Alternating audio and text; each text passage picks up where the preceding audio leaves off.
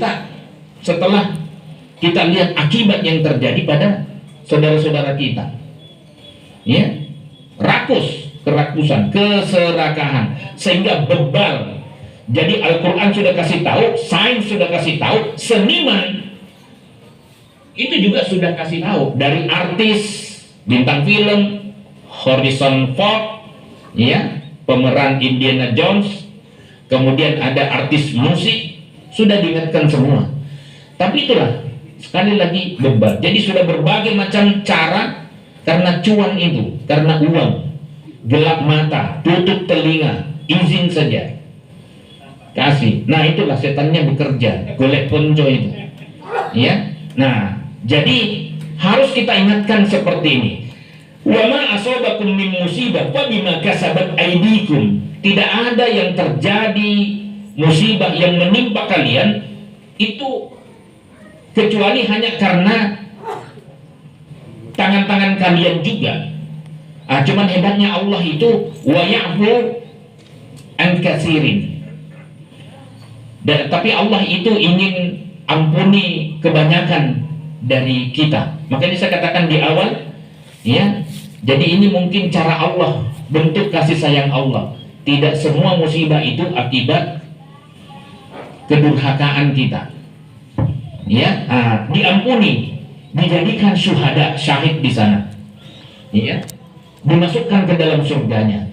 So kalau misalnya mau jujur, hitung-hitungan berapa banyak antara dosa yang kita lakukan dengan pahala yang kita lakukan, bisa kaget kita. Ya, survei tentang dosa-dosa yang kita lakukan. Itulah pentingnya hasibu anfusakum qabla an tuhasabu. Ya. Ya, ada mengatakan dari Umar. Saya cek karena saya kan orang hadis, saya lihat oh bukan dari Umar. Masalahnya bahasanya apa namanya? Tapi ini bagus. Hisablah dirimu sebelum kamu dihisab nanti. Kalau sudah dipanggil oleh Allah, sudah telat. Orang-orang yang membuat kerusakan mau tobat, mau kembali, hanya ingin membuat sodako, angkut beras, ya, angkut beras, acting, shooting, apa dia masih ada di sini, masih ada di sana? Tidak, ya. Kita marah kalau dalam soal ini. Pak Muhammadiyah nggak peduli, ya, nggak peduli. Siapapun yang melakukan kesalahan, beban, tidak mau mendengar ayat Allah, peringatan Allah, ya kita harus speak up, ya. Nah kemudian, ada yang mix ini yang saya katakan tadi, mix bencana alam akan terjadi, tapi pelipat gandaan akibat itu yang yang terjadi akibat tangan-tangan manusia. Nah kemudian ada ini juga nih peringatan dari Allah luar biasa akibat kesombongan, kekufuran dan pembanggangan manusia terhadap para nabi dan ajaran yang dibawakannya. Seperti umat Nabi Saleh dan Nabi Syuaib alaihissalam. Nabi Saleh alaihissalam itu telah memperingatkan kaum Samud yang tidak mau beriman, tidak mau mendengar peringatan karena sombong, istakbaru. 2 kali ayat istakbaru karena merasa besar, merasa sombong disebutkan dalam Al-Quran. Satunya lagi wa'atau an amri rabbihim, juga sama artinya itu, kesombongan. Ya, mereka lalu membuat kerusakan, bertindak bodoh, bertindak tidak proporsional dengan memahat tanah datar, memahat gunung untuk dijadikan istana, rumah, pabrik di atas gunung, ya. Tattahiduna min suhuliha wa qusuran wa tanhituna jibala buyuta fadkuru ala Allahi wa la ta'saw fil ardi mufsidin. Quran surat 7 ayat 74. Kamu dirikan istana-istana di tanah yang datar, kamu pahat gunung-gunungnya untuk dijadikan rumah, maka ingatlah nikmat-nikmat Allah. Wala ta'sabil ardi mufsidin, janganlah merajalela di muka bumi sebagai kaum perusak. Ya, kita orang beriman, ya, itu harus menjadi orang yang bisa memberikan manfaat kepada diri kita, keluarga kita, dan orang sekitar kita. Syukur untuk dunia, ya. Nah, itu dalam hadis sahih riwayat Bukhari Muslim disebutkan ketika para gembala bertindak tidak proporsional, bukan ahlinya, berlomba-lomba membangun gedung-gedung pencakar langit, gedung tinggi. Itu dicarikan sebagai salah satu tanda kiamat. Kematian seperti ini kan seakan kiamat kecil. Komentar orang yang terkenal, ya, ada yang dituntunkan oleh Nabi kita Sallallahu Alaihi Wasallam ketika kita mendapatkan kesusahan, itu yang diingat adalah Allah, ya, yang diingat adalah Allah, mentauhidkan Allah. Apa zikirnya? Ya, karena Rasulullah Sallallahu Alaihi Wasallam yaqulu indal karbi. Jadi Nabi Sallallahu Alaihi Wasallam berdoa ketika mendapatkan kesusahan. Ya, doanya itu la ilaha illallah, kembali mentauhidkan Allah. Ya, tidak ada Tuhan selain Allah. Al-Azimul Halim, yang maha agung lagi maha lembut. La ilaha illallah Rabbul Arsyil Azim.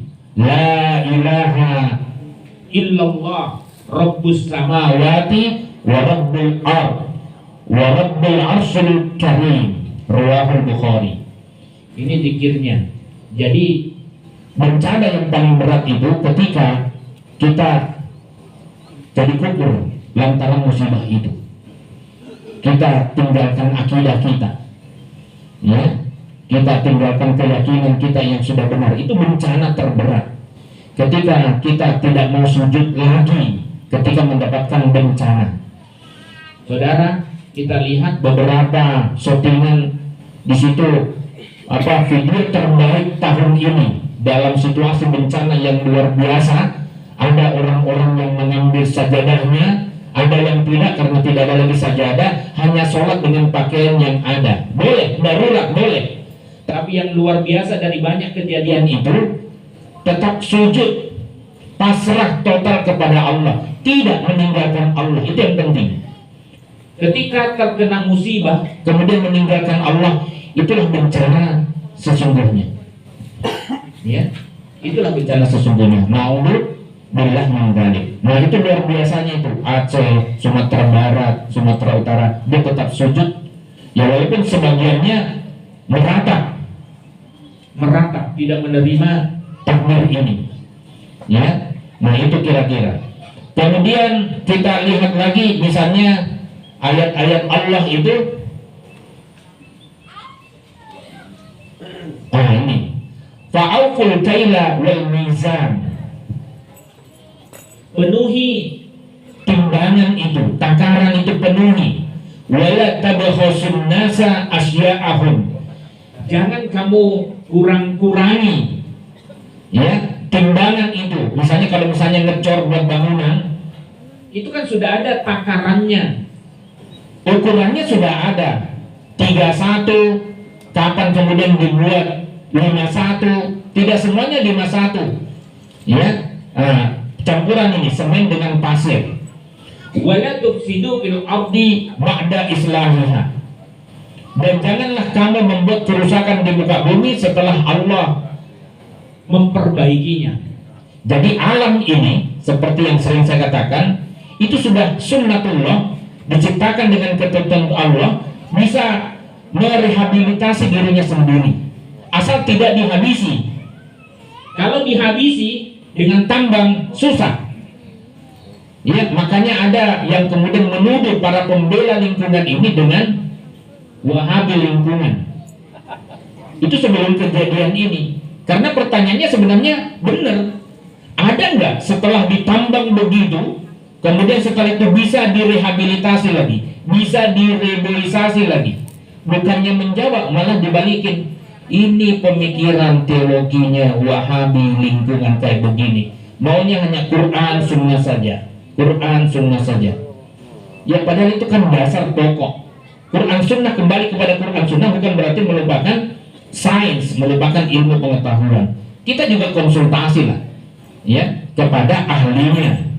Nah itu, dzalikum khairul lakum, itu lebih baik bagimu in kuntum mu'minin, jika kamu benar-benar beriman. Jadi kalau kita melakukan pengrusakan alam, tidak kemudian merehabilitasinya, kalau hutan mereboisasinya kembali, dipertanyakan keimanannya, ya, dipertanyakan keimanannya. Jadi hati-hati, jangan-jangan kita termasuk di sini. Kalau dalam peristiwa yang lalu, wala ta'saw fil ardi mufsidin, jangan kamu bertebaran di muka bumi sebagai perusak, ya. Nah, kalau sudah terjadi seperti ini, ya tidak hanya menimpa orang yang melakukan pengrusakan, kezaliman, tapi semua kita terkena. Ya, cuman hebatnya itu orang mukmin itu menghadapinya dengan sabar dan dia kembalikan kepada Allah, dia tetap pegang imannya, dia tetap sujud di hadapan Allah. Kita itu yang disebut sebagai ujian kesabaran. Jadi pasti kena. Cuma bagaimana kita mensikapinya. Ya. Nah, sementara ada orang yang zalim. Wattaqu fitnatan la tusibannal ladzina zalamu minkum khassah. Kata Allah, takutlah kepada bahaya fitnah yang tidak akan hanya menimpa secara khusus orang-orang yang zalim di antara kalian. Semuanya kita kena akibat kezalimannya. Jadi di mana letak kesalahan kita? Kita tidak pernah ribut dengan orang yang merusak alam. Kita tidak pernah komen, ya, di medsos, di mana-mana mengajarkan anak kita. Akhirnya terjadilah seperti ini. Harusnya kita ribut, ya. Kenapa? Tauhid kita hidup, ya. Ini namanya tauhid alam ini, ya. Mengesahkan Allah dengan cara memelihara alam semesta. Makanya ribut kalau ada pengrusakan seperti itu. Ya sampaikan tentu dengan cara yang baik-baik dulu. Kalau tidak, ya kita harus ribut di medsos itu, ya. Tapi jangan keributan itu membuat kerusakan yang lebih besar, ya. Nah gitu kira-kira. Kemudian hanya saja kalau orang beriman kena musibah bisa menjadi pengurang dan pembersih dosa-dosanya. Ma min syai'in yusibul mu'min fi jasadihi yudhihi, tidak ada sesuatu pun yang menimpa seorang mukmin di badannya yang menyakitinya illa kecuali kafara bihi anhu min sayyi'atihi, kecuali itu menjadi kafarah, penghapus kesalahan-kesalahannya, dosa-dosa yang telah dilakukannya. Jadi itu bisa menghapuskan dosa-dosa kita. Makanya kadang-kadang ada yang terkena musibah, itu salah satu sunnahnya itu adalah tohurun, insya Allah, ya, la ba'sabi, tidak ada masalah. Ini akan menjadi pensuci kita ketika kena musibah. Nah, terakhir, terus apa yang kita lakukan? Ya, tegakkan hukum. Kalau kita bantu saudara kita, nah kita undang lagi rasisme untuk kasih bantuan karena masih sangat berat yang menimpa mereka. Kita doakan mereka. Tadi kita sudah doakan, ya. Kemudian ya kita bantu apa yang bisa kita bantu, serahkan sama ahlinya. Ya kalau misalnya langsung dikirim tidak tahu ini nanti manfaatnya apa. Jadi lebih bagus lembaga yang mengatur itu. Kadang softtek yang tidak kadang selimut. Ya tidak semuanya Indomie. Ya. Karena Indomie tidak bisa untuk selimut, ya. Jadi itu tidak semuanya itu. Jadi ada yang bahan makanan, ada beras. Itu yang mengatur itu adalah lembaga MDMC yang ahlinya, yang mendapatkan pengakuan dari dunia. Ya mudah-mudahan juga diakui di akhirat sebagai bentuk kebaikan kita. Ya. Kemudian kalau dalam masalah ibadah boleh orang pakai sholat pakai pakaian yang melekat saja. Ya kalau bersuci adanya air itu ya sudah bersuci pakai itu saja, atau tayamum, ya, atau tayamum itu juga boleh, ya. Kemudian apalagi boleh menjamak sholatnya karena dia bukan musafir, jadi tidak boleh qashar karena qashar itu hanya untuk musafir. Berapa lama? Maksimal 19 hari. Ya, kemudian jika lupa sholat karena sibuk atau tertidur, kelelahan, pingsan, maka bisa dikodok, diganti sholatnya saat dia mengingatnya. Ya, alhamdulillah, matur nuwun dari Lasis Mulyanyi. Kalau ada silahkan, kalau ya kemarin terkumpul sekitar 14 juta. Ya, selama kita masih diberikan oleh Allah, kita tetap bantu gitu. Nah, itulah peran Kopi Ngaji, jamaah Kopi Ngaji, ya, yang punya rasa dan kepedulian terhadap saudara-saudara kita yang terkena musibah. Ya, kemudian tidak memaksakan diri kalau itu misalnya pas puasa untuk puasa saat bencana. Ya, kemudian sholat jenazah atau sholat gaib bagi korban wafat atau hilang. Kalau hilang itu sudah beberapa hari, sudah pakai minggu ini, ya diduga kuat dia sudah meninggal dunia, sudah dipanggil oleh Allah, ya, untuk kembali kepadanya. Nah, kita sholat gaib. Kemarin ada yang tanya, apakah sampai berapa lama sholat gaib itu terjadi? Di mana ya semalam itu ya? Al-Aman ya? Pertanyaannya bukan Al-Aman. Kemarin empat ceramah jadi lupa. Saya maaf. Iya, waktu itu saya jawab Nabi Sallallahu Alaihi Wasallam. Oh, bukan, rumah sajadah. Ya, rumah sajadah. Kemarin sore bedah buku, ada yang tanya tentang sholat gaib sampai berapa lama. Anak-anak ya, tapi luar biasa pertanyaannya.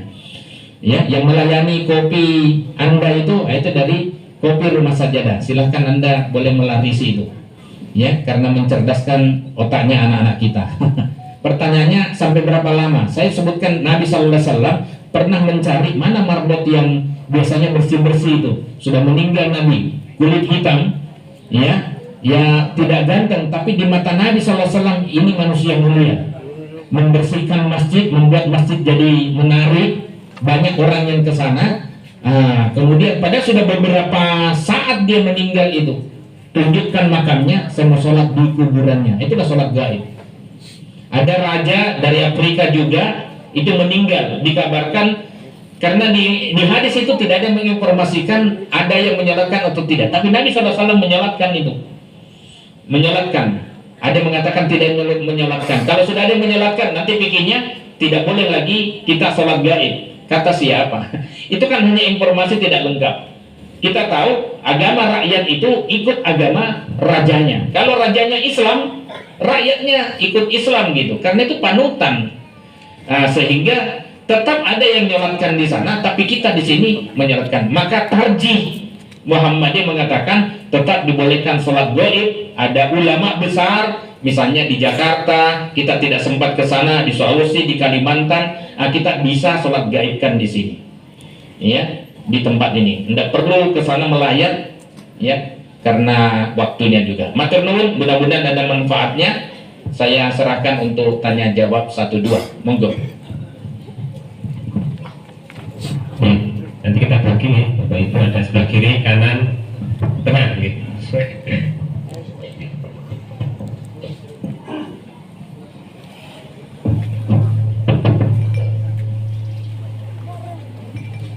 Assalamualaikum warahmatullahi wabarakatuh.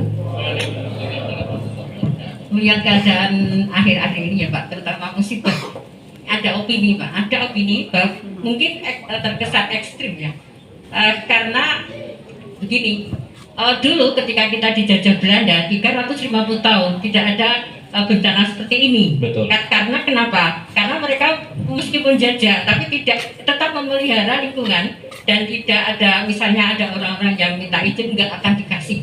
Nah sekarang bangsa kita merdeka 80 tahun, tapi justru kayak kita itu seperti dijajah oleh bangsa kita sendiri, sehingga dengan perizinan itu akibatnya seperti ini, sangat menyayat hati. Sehingga saya cuma ingin tanya bagaimana pendapat Bapak, karena terus begini, lebih baik dijajah Belanda ya daripada bangsa sendiri. Nah itu loh Pak, jadi saya sangat Masya Allah, diskusi teman-teman saya itu aduh ekstrim sekali ya gitu Pak. Monggo, terima kasih. Nggih, matur nuwun. Lagi siapa lagi? Buat sebelah kanan.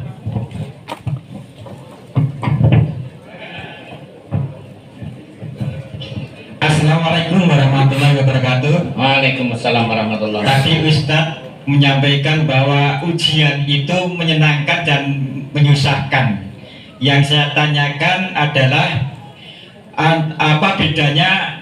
Oh, orang itu mendapat musibah. Oh, orang itu baru kena azab. Oh, orang itu baru mendapat peringatan. Nah, antara musibah, azab dan peringatan itu mohon untuk dibedakan, Pak. Terima kasih. Assalamualaikum warahmatullahi wabarakatuh. Waalaikumsalam warahmatullahi wabarakatuh. Silakan, masih ada yang belakang? Oh, yang belakang ada? Oh, tidak ada, dua aja ya? Cukup ya? Oh, monggo, monggo. Assalamualaikum warahmatullahi wabarakatuh. Waalaikumsalam warahmatullahi wabarakatuh. Numpang tanya itu rombongan dari mana ya? Kayak boleh. Abi. Jangan-jangan dari Sumatera itu.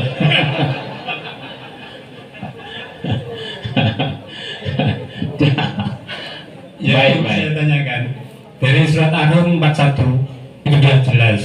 Tapi kadang-kala ketika sudah sampai pada faktanya, itu mereka yang para penguasa itu siapa yang mengadili? Karena ternyata dari korban-korban yang sudah terjadi seperti KPPS yang jumlahnya ada 400 orang meninggal, tidak ada kejelasannya. Kemudian juga kasus yang di KN 50 itu juga nggak ada kejelasannya. Kemudian yang kasus-kasus lain juga sama. Lantas ini bagaimana yang melakukan illegal logging di Sumatera ini kan juga orang-orang menengah atas. Nah, lantas siapa yang akan mengadili? Dan bagaimana kita bisa tegak di bumi ini kalau kondisinya seperti ini terus? Terima kasih. Assalamualaikum warahmatullahi wabarakatuh. Waalaikumsalam warahmatullahi wabarakatuh. Matur nuwun. Yang pertama, tidak ada penjajahan yang enak. Ya. Jadi mau Belanda lebih lama lagi kita dijajah. Ya, maaf ya, saya orang tua saya, kakek saya itu ditembak Belanda gara-gara membunuh Belanda. Ya. Karena membunuh, karena dia kepala desa pada saat itu, dia lari ke gunung. Tapi tahulah Belanda itu. Dia kumpulkan semua anak-anaknya, keluarganya, suruh turun itu. Kalau tidak turun kita tembaki semua. Dan bagi Westerling tidak ada masalah nembakin orang itu. Ya, jadi itu. Makanya terjadi istilah korban 40.000 jiwa itu di Sulawesi Selatan. Salah satunya adalah kakek saya. Ya. Puang Hakim, ya, di daerah Baru itu. Dia tidak ada yang enak. Ya, termasuk di sini ya memang lebih dahsyat. Ya. Adanya sangat menyedihkan dan menyedihkan. Ada dua itu. Ya, jadi kalau bisa tidak. Nah, sekarang kan jadi orang ingat itu. Pak Harto itu, Allah yarham. Ya, mau jadi pahlawan atau tidak, bagi saya itu sebenarnya tidak begitu penting. Gelar pahlawan itu, yang penting masuk surga aja. Ya, selamat di dunia, selamat di akhirat. Gelar apa sih? Duniawi banget, tidak penting. Ya. Oh, bolehlah nama baik didoakan orang, tetapi dalam kondisi kontroversi begini bagi saya ya tidak penting. Mau disebut ulama besar, ternyata ulama bejat. Ya, karena banyak orang yang terkenal di TV karena memang sorotan kamera itu ke sini. Setelah itu di belakang dia pelaku ternyata. Kan banyak orang, kita berantas korupsi no. Setelah itu dia ketangkap pakai baju oranye. Maaf yang hari ini pakai baju oranye.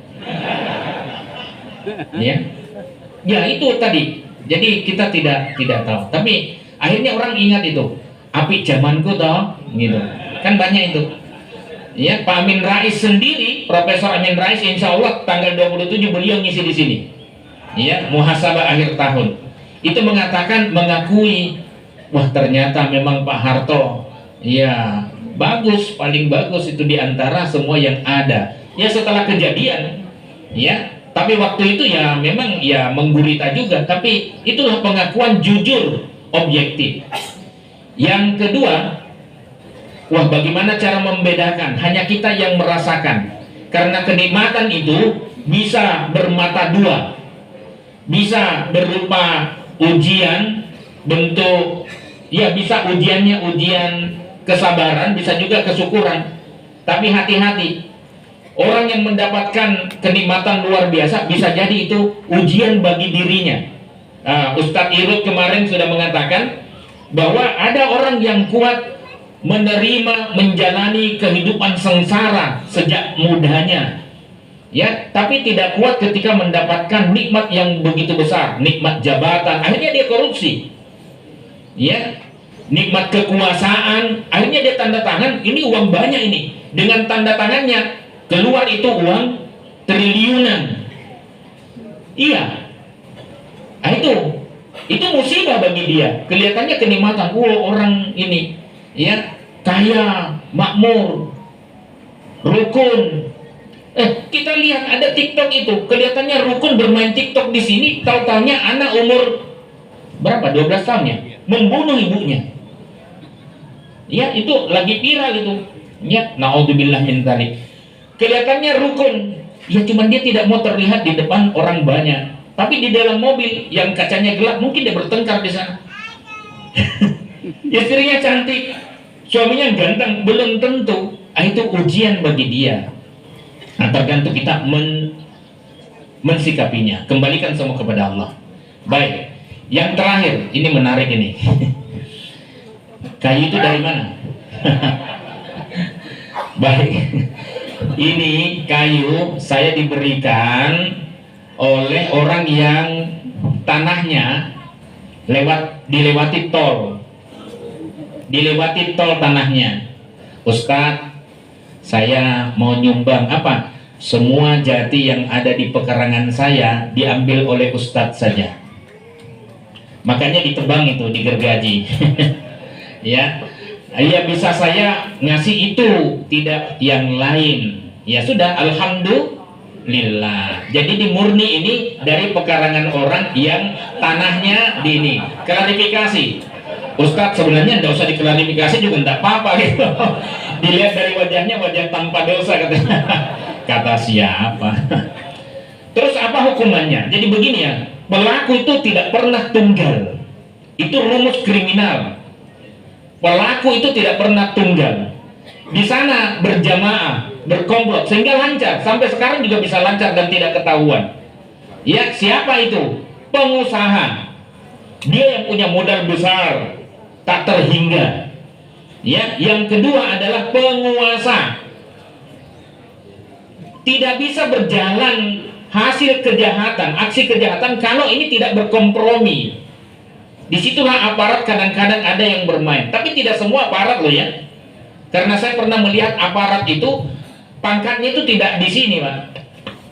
Di sini. Min asaris sujud. Dia takut sama Allah. Ketika mau dibagi katanya haram, uang haram kok seneng. Itu polisi itu yang bilang begitu. Sekarang sudah meninggal dunia. Kalimantan ini, insya Allah Kalimantan Balikpapan ya. Kalimantan Timur. Insya Allah pada pengajian ini saya terbang ke Balikpapan, diminta ngisi pengajian, ya. Jadi gitu ya. Yang ketiga, penduduk lokal. Ini yang menjadi preman-preman yang menjaga itu. Jadi selalu seperti ini, ya, selalu seperti ini. Maka sekarang kita bagi-bagi deh. Sebenarnya kan bisa dideteksi dan polisi itu kerjanya bisa sangat tahu. Cuman mau atau tidak. Nah, makanya polisi pun harus ikut pengajian. Iya, untuk memperkuat spiritualnya supaya tidak goyang dia. Oh, banyak sekali godaannya, banyak sekali. Ini mau lanjut atau tidak? Itu aja. Tapi kalau orang-orang baik tidak, kita proses saja sesuai dengan hukum yang berlaku, aman. Nah sekarang kalau menurut Al-Quran bagaimana? Saya bacakan ayat terakhir. Al-Maidah 33-34. A'udzubillahi minasyaitonirrajim. Innama jazaa'ul ladzina yuharibunallaha wa rasulahu. Sesungguhnya balasan, sanksi bagi orang yang memerangi Allah dan Rasulnya, wa yas'auna fil ardi fasada, yang berusaha di muka bumi dengan cara merusak, ayyuqattalu, dibunuh, hukuman mati, au yusallabu, atau disalib, au tuqatta'a aydihim wa arjuluhum min khilafin, atau dipotong tangan dan kakinya secara bersilang, au yumpau minal ard, atau diusir dari bumi, kirim dia ke planet Mars yang tidak ada hutan di sana, atau penjarakan, ya, penjarakan, dipenjara lagi, ada godaan lagi, wanipiro, Anda bisa jalan-jalan ke Singapura, ya, tidak ketahuan. Dzalika lahum khizyun fid dunya, itu baru hinaan mereka ketika di dunia. Walahum fil akhirati adzabun adzim, namun siksa akhirat sangat lebih besar daripada yang di dunia. Illa, masih dikecualikan, kecuali alladzina tabu min qabli an taqdiru alaihim, kecuali dia bertaubat sebelum ketangkep, melakukan rehabilitasi, reboisasi, perbaikan. Makanya salah satu dia harus bayar itu, ya, denda yang besar. Fa'lamu, ketahuilah, annallaha ghafurur rahim, sesungguhnya Allah Maha Pengampun lagi Maha Penyayang. Wassalamualaikum warahmatullahi wabarakatuh.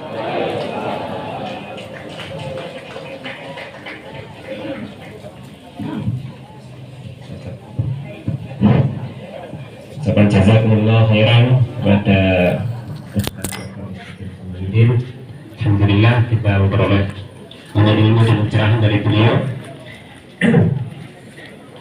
Ada informasi dari panitia kopi ngaji. Yang pertama, infak kopi ngaji pada pagi hari ini terkumpul sebesar Rp2.970.000.